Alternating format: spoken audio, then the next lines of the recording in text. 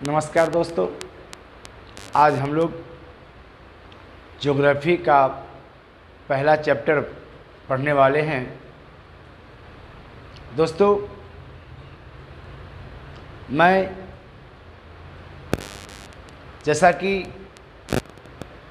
जानता हूँ और जैसा कि किताबों में लिखा हुआ है, ज्योग्राफी एक विज्ञान का विषय है, शोध का विषय है।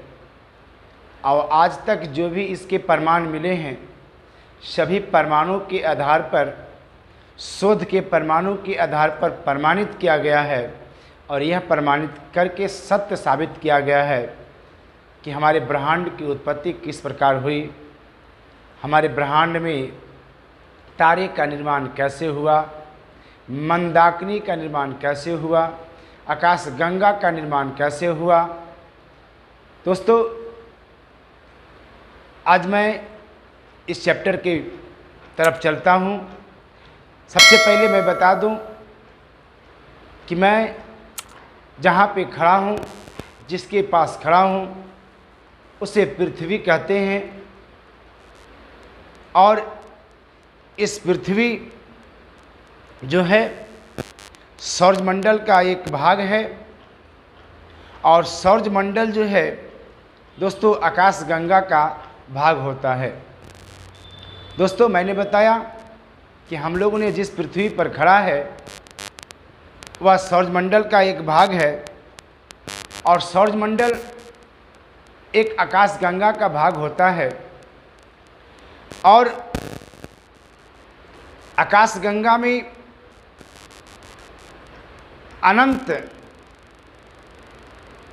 आकाश में अनंत आकाशगंगाएं हैं। और मैं बता दूं कि इसका निर्माण किस प्रकार हुआ। तो दोस्तों, सबसे पहले मैं चलता हूं बोर्ड की तरफ। दोस्तों, कहता है कि जहां हम खड़ी हैं, मैंने बताया जहां हम खड़ी हैं उसे पृथ्वी कहते हैं। पृथ्वी सौरमंडल का एक भाग है, समझ गए। सौरमंडल आकाशगंगा का एक भाग है। और आकाशगंगा में असंख्य, यानी आकाश में असंख्य आकाशगंगाएं होती है। दोस्तों, आकाशगंगा के मतलब होता है मंदाकिनी। आकाश में असंख्य मंदाकिनी है। कहता है दोस्तों, अनंत काल में कैसे निर्माण हुआ। तो कहता है कि अनंत काल में जो है अंतरिक्ष में एक शून्य हुआ करता था। दोस्तों, मैंने बताया कि ज्योग्राफी एक शोध का विषय है।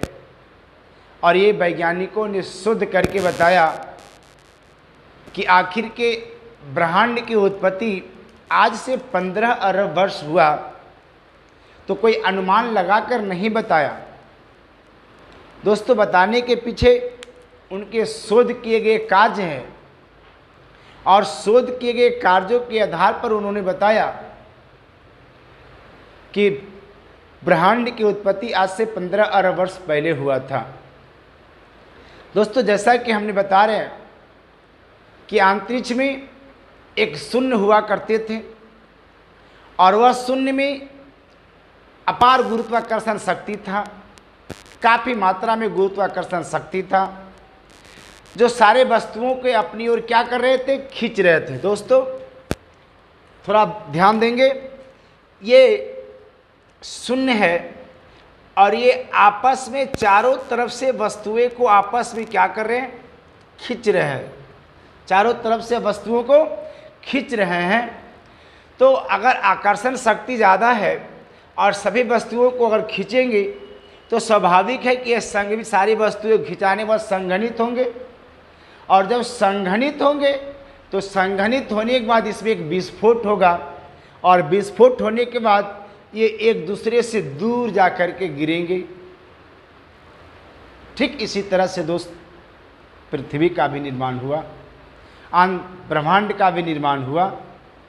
जैसे मान लिया जाए एक गुब्बारा ले लें और गुब्बारा में ABCD कुछ भी अल्फ़ाबेट उस पर अंकित करें। और गुब्बारा को अंकित करने के बाद उसमें गुब्बारे में हवा को भरें। आप देखेंगे कि वो हवा जैसे जैसे भरेंगे वैसे वैसे जो आपने लिखा था ABCD, वो एक दूसरे से बिंदु, जिस बिंदु पर से लिखे थे वो बिंदु से एक दूसरे से सब दूर जा रहे हैं। दोस्तों, जब हम लोगों ने हवा उस गुब्बारे में भर रहे थे तो वह एक दूसरे से दूर जा रहे हैं। इसका मतलब है कि उसमें हवा है, वायुमंडल है, और वायुमंडल विस्फोट होने के बाद जब हुआ तो वे एक दूसरे से दूर जा रहे हैं। ठीक इसी तरह से हमारे बीच आकाशगंगाएं भी, तारे भी, जब विस्फोट हुआ, जब इसका निर्माण हुआ और जब वो टुकड़े टुकड़े में बट गए तो एक दूसरे से दूर जा रहे हैं। और वही दूर जाने के क्रम का जो स्पीड हुआ, दूर जाने की जो गति हुई, इसी गति को मापने के बाद वैज्ञानिकों ने अनुमान लगाया कि ब्रह्मांड की उत्पत्ति आज से 15 वर्ष पहले हुआ था। तो दोस्तों चले मैं फिर बताऊंगा। कहता है कि अगर किसी के पास गुरुत्वाकर्षण शक्ति होगी तो सारे वस्तुओं को इसके पास आएगी और एक संघनित होकर के एक बड़ी चीज़ बन जाएगी। दोस्तों, संघनित होने के बाद वस्तुएं का घनत्व क्या होगा? बढ़ जाएगा। जैसा मैंने बताया, संघनित होगा तो संघनित होने के बाद क्या होता है दोस्तों? वस्तुएं का घनत्व बढ़ जाएगा और बढ़ जाने के बाद इसके बाद उसमें ऊष्मा का निर्माण होगा। क्या होगा दोस्त? उससे ऊष्मा का निर्माण होगा और ये सभी ऊष्मा का निर्माण होने के बाद क्या होगा? ये आपस में सभी टकराएंगे। जब संघनित होंगे तो आपस में सभी टकराने लगेगी और इससे ऊर्जा का निर्माण होगा। जी हाँ, जब सभी गुरुत्वाकर्षण शक्ति के कारण आपस में जब संघनित होगा तो आपस में आने के बाद टकराएंगे। चूँकि स्पीड से आ रहे होंगे तो टकराने के बाद इसमें क्या होगा? ऊर्जा का निर्माण होगा। दोस्तों, कहता आज से 15 वर्ष पहले इस बिंदु में महाविस्फोट हुआ था। जी हाँ, आज से 15 वर्ष पहले, 15 अरब वर्ष पहले इस बिंदु में महाविस्फोट हुआ था, क्योंकि इसमें असीमित मात्रा में गुरुत्वाकर्षण शक्ति था। जी हाँ, इसमें असीमित मात्रा में, जिसका कोई सीमा नहीं है, असीमित मात्रा में गुरुत्वाकर्षण शक्ति था। और गुरुत्वाकर्षण शक्ति के बाद ही महाविस्फोट हुआ और महाविस्फोट होने के बाद इसमें 3 चीज़ों का जन्म हुआ। याद रखेंगे, जब महाविस्फोट हुआ तो इसमें क्या हुआ? 3 चीज़ें का जन्म हुआ। जी हाँ, अभी तक तो मैंने टाइम नहीं बताया, समय का जन्म नहीं हुआ था, वस्तु का जन्म नहीं हुआ था और स्थान का जन्म नहीं हुआ था, लेकिन धीरे धीरे करके समय का भी निर्माण हो गया, स्थान का भी निर्माण हो गया और वस्तु का भी निर्माण हो गया। कब? जब हमारे बीच, यानी जब बीच में विस्फोट हुआ, महाविस्फोट हुआ। तो जब सबसे पहले महाविस्फोट हुआ तो 1 सेकेंड समय का निर्माण हुआ और जब वो समय आया, जब वो समय का निर्माण हुआ तो वो उसी के बाद फिर स्थान का निर्माण हुआ, कहीं न कहीं गिरेगा। और जब स्थान का निर्माण हुआ तो उसी के साथ साथ फिर वस्तु का निर्माण हुआ। दोस्तों, महाविस्फोट होने के बाद संघनित हुआ, संघनित के बाद घनत्व बना और घनत्व बाद ऊर्जा का निर्माण हुआ।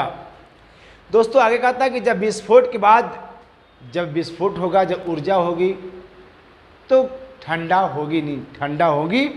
अब जब ठंडा होगी तो निहारिकाएँ बनेगी। देखिए, कहता है कि जब विस्फोट हुआ, विस्फोट होने के बाद जब ये ठंडा हुआ तो निहारिकाएँ यानी आकाशगंगा, जिसको हम लोग मंदाकिनी के नाम से जानते हैं, तो आकाशगंगा या मंदाकिनी का निर्माण हुआ। दोस्तों, सूर्य भी एक तारा है। हाँ दोस्त, सूर्य भी एक तारा है और तारे 3 प्रकार के होते हैं, नीला, पीला, लाल। मैंने नीला, पीला, लाल के बारे में समझा देता हूँ। दोस्तों, जब हम लोगों ने गैस को जलाते हैं तो जब गैस में ज़्यादा ऊष्मा होता है तब वह गैस नीले रंग का जलता है। जब उसमें से ऊष्मा कुछ कम हो जाती है तब वह पीला हो जाता है और जब उसमें से बिल्कुल ही गैस ख़त्म हो जाती है तब वो लाल हो जाता है। ठीक इसी प्रकार दोस्त तारे की भी मृत्यु होती है। जब तक उसमें ऊष्मा है, अधिक मात्रा में ऊष्मा है, तब तक वो नीला दिखेगा। जब उसमें से ऊष्मा कुछ कम होगी तो वह पीला दिखेगा, और जब बिल्कुल ऊष्मा खत्म हो जाएगी तो वह लाल धब्बा के समान दिखेगा।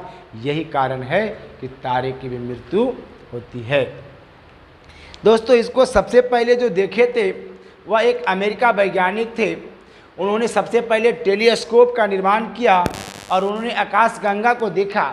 उनको लगा कि आखिर ये जो है एक दूसरे से दूर क्यों जा रहे हैं। बड़ा आश्चर्य था। उन्होंने अपनी टेलीस्कोप से जब आंखों से देखा तो उसे समझ में नहीं आया। फिर जब दूसरी बार जब उन्होंने रिसर्च करने बैठे तब देखे कि जब दो तारे हैं, दो आकाशगंगे हैं और दोनों आकाशगंगा एक दूसरे के विपरीत दिशा में जा रहे हैं, तब उन्होंने बताया कि सबसे पहले टेलीस्कोप बनाए और उन्होंने आकाशगंगा को देखा और बताया कि आकाशगंगा एक दूसरे से दूर जा रहे हैं। इसी प्रभाव को पता लगाने के लिए डॉपलर प्रभाव कहते हैं, जिस प्रभाव से हमारे वैज्ञानिक ने पता लगाया। दोस्तों अब कहता है, मान के चलिए ये बिंदु है, शून्य है, और इसमें गुरुत्वाकर्षण शक्ति भी बहुत मात्रा में हो गया, घनत्व भी बहुत मात्रा में हो गया और द्रव्यान भी बहुत मात्रा में हो गया। अब ये सभी बढ़ जाया।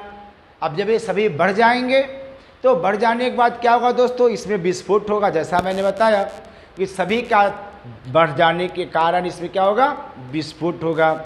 और दोस्तों विस्फोट हुआ जिसे हम लोग बिग बैंग थ्योरी के नाम से जानते हैं। इसी विस्फोट को दोस्त हम लोग बिग बैंग थ्योरी के नाम से जानते हैं। दोस्तों अब कहता है कि विस्फोट के बाद पदार्थ एक दूसरे से दूर जाने लगे। मैंने बताया कि जब विस्फोट हुआ तब विस्फोट होने के बाद दो पदार्थ थे, वो पदार्थ एक दूसरे से दूर जाने लगे। इसी से पता चला कि ब्रह्मांड का उम्र जो है 1 सेकेंड हुई। जो विस्फोट हुआ जिससे मैंने बताया कि समय का पता लगा, स्थान का पता लगा और वस्तु का पता लगा। तो इससे पता लगा कि पूरे ब्रह्मांड का उम्र 1 सेकेंड थी और इसका जो टेम्परेचर जो था धीरे धीरे करके कम होने लगा। इसके बाद जब टेम्परेचर कम हो गया तब दोस्तों निहारिकाएँ बनना शुरू हो गया। हाँ दोस्तों याद रखेंगे, जब टेम्परेचर कम होने लगा वस्तु का तब धीरे धीरे करके इसमें निहारिकाएँ बनने लगे। अब जब यह बिल्कुल ठंडा हो गया, जब ये बिल्कुल ठंडा हो गया तो इसमें से दो कण का निर्माण हुआ जिसे हम लोग मूल कण कहते हैं और प्रतिकण कहते हैं। जी हाँ, दो कण का निर्माण हुआ जिसे हम लोग मूल कण कहते हैं और प्रतिकण कहते हैं। दोस्तों अब यहाँ आता है कि मूल कण किसे कहते हैं। दोस्तों मूल कण वह कण है जो स्वयं निर्माण हुआ हो। जी हाँ, मूल कण वह कण है जो स्वयं निर्माण हुआ हो। और प्रतिकण उसे कण कहते हैं जो दो कण आपस में मिलकर, दो कण आपस में मिले और मिलने के बाद उसमें कुछ ना बचे। दो कण आपस में मिले और मिल करके उसमें कुछ ना बचे तो उसे हम लोग प्रतिकण कहते हैं। यानी सारा का सारा नष्ट हो जाए उसे हम लोग प्रतिकण कहते हैं। तो दोस्तों कहता है कि मूल कण वे कण है जो स्वयं निर्माण हो और प्रतिकण जब दो कण आपस में मिल जाए और मिलने पर कुछ ना बचे, जैसा मैंने बताया मिलने पर कुछ ना बचे तो उसे हम लोग प्रतिकण कहते हैं। दोस्तों जितने भी तारे हैं उसमें नाभिकीय संलयन हो रहा है। आकाश में जितने भी अंतरिक्ष में तारे दिखते हैं सबों में नाभिकीय संलयन हो रहा है और जिस नाभिकीय संलयन के कारण ही ऊर्जा का निर्माण उसके अंदर हो रहा है। जैसे जैसे नाभिकीय संलयन हो रहा है उसी प्रकार से इसमें ऊर्जा का निर्माण हो रहा है। दोस्तों मैंने बताया था कि जब ऊर्जा का निर्माण हो रहा था इसमें 3 प्रकार के जो थे मूल कण पैदा हुए। अब यहाँ बोलिएगा कि सर मूल कण तो केमिस्ट्री का मामला है, तो ज्योग्राफी से आप केमिस्ट्री में चले गए। जी हाँ, केमिस्ट्री मुझे बताना मजबूरी है, क्योंकि अगर 3 कण पैदा हुए तो उसमें इलेक्ट्रॉन हुए, प्रोटॉन हुए और न्यूट्रॉन हुए, और ये तीनों नाभिक में है। हाँ दोस्तों, तो 3 कण पैदा हुए, इलेक्ट्रॉन, प्रोटॉन और न्यूट्रॉन, ये 3 मूल कण पैदा हुए। अब कहता है कि मूल कण और प्रतिकण जो हुए तो ये दोनों मिलाकर के परमाणु का निर्माण किया। परमाणु जो सबसे छोटा कण, जिसको हम लोग साधारण आंखों से देखा नहीं जा सकता है।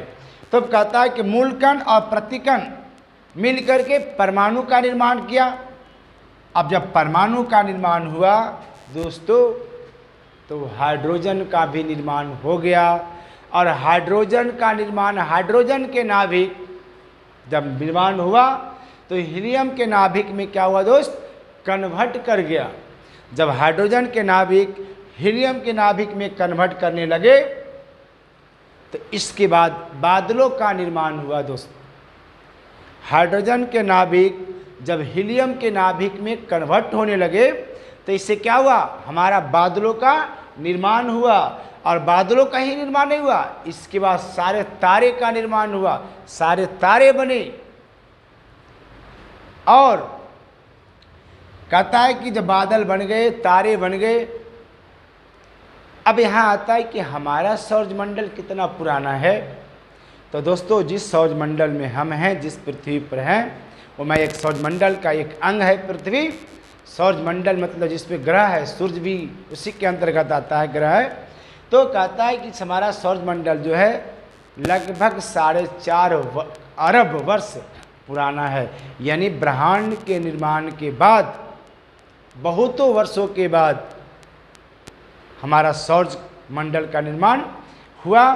तो दोस्तों, आज हम आप लोगों को ब्रह्मांड की उत्पत्ति से संबंधित आज आप लोगों को लेकर आए, पढ़ाए इस वीडियो में।